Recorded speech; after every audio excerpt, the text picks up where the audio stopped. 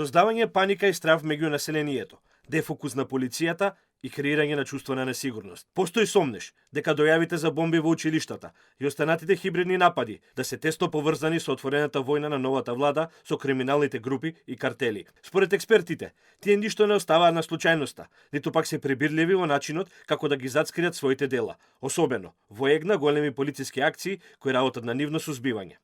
Сметаат дека мора да се има во предвид сите можни сценарија за дефокус на безбедносните служби, вклучително и лажните дојави за бомби во училиштата, кои се случуваат во време кога државата засилено се бори со организираниот криминал. Мора да се има во предвид и таа верзија дека и внатрешните опозицијски сили делуваат и како, особено во време кога е зголемена борбата против организираните криминални групи, односно против оние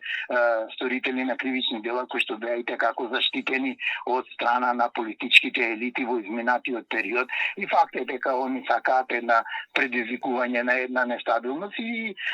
во вашето прашање постои една силна верзија, која што верзија мора да ја имаат во предвид безбедносните служби, се со цел проверките од тие проверки да не бидат иземени и овие лица за кои што нели разговараме дека и на внатрешен план има структури кои што сакаат загрозување на безбедноста во државата. За последните дојави, Ѓурчевски смета дека од клучно значење во нивно решавање е брзата и координирана реакција на институциите, кои за разлика од минатото, сега се навистина на задачата и работат согласно безбедности протоколи кои даваат одлични резултати. Рече дека изградија едни стандардни процедури кои што даваат резултати. Вие видовте дека и последниот напад, иако бевме нападнати на 240 локации, беше брз, ефикасен